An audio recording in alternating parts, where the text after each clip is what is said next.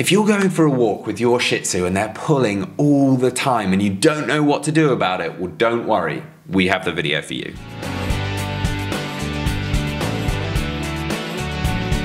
Welcome back to the Fenrir Shih Tzu Show. My name's Joe and I'm a certified canine leader here at FenrirCanineLeaders.com. We are dedicated to helping you learn everything you could possibly want to know about the Shih Tzu and then how to become a high-level canine leader so you can raise your very own. So if you're new here, don't forget to subscribe and turn on that notification bell so you never miss a future upload. Going out for a walk with your Shih Tzu should be an absolute joy. But if they're pulling all the time, it can be very, very frustrating. So today we're going to be tuning into a webinar that canine behaviorist and founder of FenrirCanineLeaders.com, Will, has recorded all about how to get your dog to walk to heel. So welcome back to another quick-fire webinar. Now, whether you're working as a dog trainer and you're helping people teach their dogs to walk beautifully to heel on a loose lead, or maybe you're watching this as an owner and you want to take your skill set and knowledge to a higher level, then this webinar is for you. Now, walking a dog to heel is one of the most enjoyable experiences that you or your clients can have with their dog. Now, depending on the size of their dog, it's also, for me, incredibly important to teach people to have a dog that walks to heel so that it can just make the experience fun and enjoyable, but also safe for yourself, for your dog, for other dogs and for other people. So walking to heel is incredibly important. Yeah, it's something that so many people struggle with and just simply give up on, and it doesn't need to be difficult. So that is exactly what we're going to talk about today.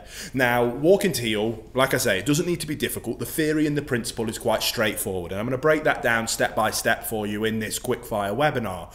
Now, when you're actually demonstrating how to do this, we utilize this through our Perfect Puppy course. We've got tons of modules helping people teach their dogs to walk to heel and the more intricacies of it, which obviously is where you can go into more detail. But when we're talking about kind of the macro theory, we really don't need to overcomplicate it. And it's people overcomplicating it, which is why so many people give up on it. And that is what we're going to really focus on in this webinar. Now, before you dive into actually working with the dog or helping your clients work with their dogs, exercise is always so important. It's something that I bang on about all of the time, because not only is it amazing for a variety of different issues, more from a canine behaviorist point of view, but when it comes to training a dog, exercise is also a huge part of that as well. As a tired dog is just so much easier to work with than a really hyperactive, distracted dog that just wants to go out and play and burn off that energy. Now, when we're talking about very young puppies, we have to find that balance. We don't want to absolutely like blast them with exercise so that they're falling asleep, but we don't want that kind of crazy hyperactivity that comes with puppies. Finding that middle balance is always nice. So as always, exercise, exercise, exercise. It's the most important part of owning a dog. Let's get that right first, and then you're just going to make the task so much easier. So then we just simply need to build the foundation. Now, whenever we're building a foundation when it comes to dog training, we want to do it in as a low distraction environment as possible. We lay that rock solid foundation of whatever it is that we're trying to teach so that we can then build up on that foundation and scale and grow as we move with that behavior that we've now taught the dog. So when we're teaching a puppy to walk to heel, that foundation layer we want to do inside with as little distractions as possible. Turn everything off, make sure the kids aren't in the room, make sure there's no other dogs in the room. We want to have that dog laser focused. The task here is that we need to associate walking with being on our left hand side. That's all we want. It's just simply letting them know that this term, if we're using the term heel, means I want you here on my left hand side, regardless of whether we're standing still, whether we're moving, whether we're turning directions, it doesn't matter, but I want you here on my left hand side. And we're going to achieve that with no lead whatsoever to start with, and we're going to follow a very basic lure, mark and reinforce based procedure that is very typical of teaching any dog a new trick. So we're going to get the dog's attention using a food reward, a lure, and then we're going to lure them into position. They're going to follow the nose. We're going to lure them down to our left hand side, and when they're in the desired position, we're going to mark the behavior. So we've lured them into the right behavior, then we mark the behavior with the term heel. And then we give them access to the food and lots of praise. There we go. So we're going to stand in one spot, we're going to lure them into that position, we're going to mark it with heel, and then we're going to praise, reinforce, and give them access to the food. Then, while standing on that same spot, we can turn 90 degrees one way, 90 degrees the other way, 180 degrees, 270, 360, constantly while luring, marking, and reinforcing the dog of being in that desired behavior. We want to build that rock solid concept of this word, heel, means I want you on my left-hand side. That's all I want you to do. It's a very simple process, and this is where people overcomplicate heel walking and getting a nice, good, casual heel. We don't need competition level heel for companion dogs. We just want a dog that will walk nicely on our left-hand side, and this is building up that rock-solid foundation. Then we simply move on to scaling the complexity and scaling the distraction. So if we've been standing in one direction and moving different directions and luring the dog into the right position and marking and reinforcing it, maybe we're going to start taking one step forward, lure, mark, reinforce. Maybe we'll take 5 steps forward, lure, mark, reinforce, followed by a turn, followed by another turn, followed by a walk, still with very low distraction, but again, building up that comprehension of whether I'm in one spot or whether I'm moving. I want you here on my left-hand side. If you do that for me, then good things are going to happen. Excellent.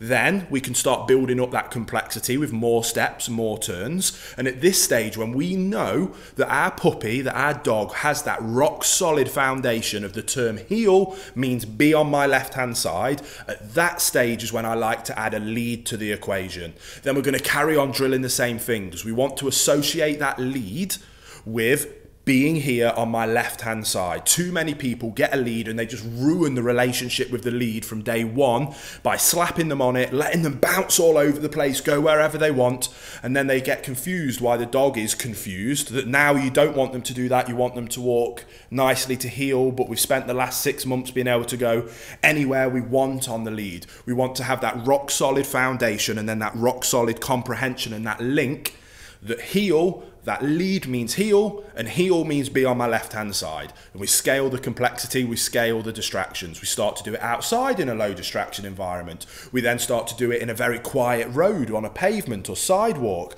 then slightly busier roads. Then we might want to do it where there's other people around or dogs at a far distance. And then we slowly start bringing up the distraction level till over time, weeks after weeks and months after months, we can do this same process whilst walking through Times Square in New York if we wanted to. It's just about scaling the complexity, scaling the distraction, and setting our dogs up for success. If we find that the distraction level's too high, we take a step back and we start reinforcing and retraining at that earlier stage, really nail that down, and then we layer up again. That's why we built that rock solid layer of foundation, and then we just build on that. If we jump straight up here and it all crumbles, well, we've still got this rock solid foundation. So let's start back here and build up on that slowly. It's about patience, it's about consistency, but it's about expecting high expectations from your dog. Not thinking, oh, it's okay, I'm gonna let them go wherever they want, because then they're associating the lead and the collar or the harness, whatever tools you're using, with them being able to make their own decisions and go wherever they want. That isn't the essence of a calm, consistent leader. A calm, consistent leader is in charge. I am leading the way, and I want you simply to be on my left-hand side following me, looking up to me for guidance and direction. If you do that, amazing, positive, brilliant things are going to happen. And we're just going to set them up for success, not up for failure.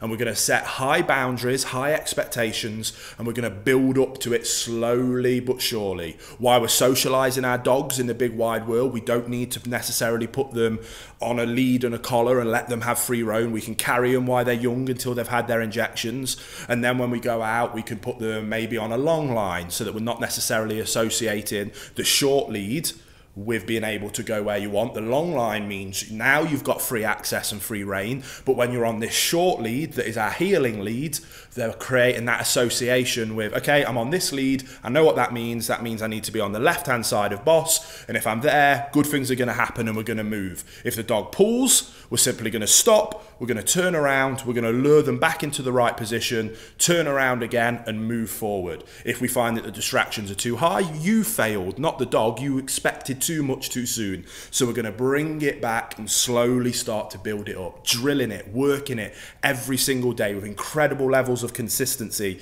That's how we achieve it. If you need more information, maybe if you're an owner, there'll be a link to the Perfect Puppy course down in the description box below where we do break this down in much more detail. But I hope that gives you that kind of big overarching picture and principle to at least get you started. There you have it, guys. Some really useful information from Will there, all about how to get your Shih Tzu to walk to heel. I really hope you enjoyed today's video. If so, get involved in the comments down below, as we would love to hear from you. Don't forget to subscribe and turn on that notification bell, as we have 2 dedicated videos coming in every single week. So I can't wait to see you in the next episode of the Fenrir Shih Tzu Show.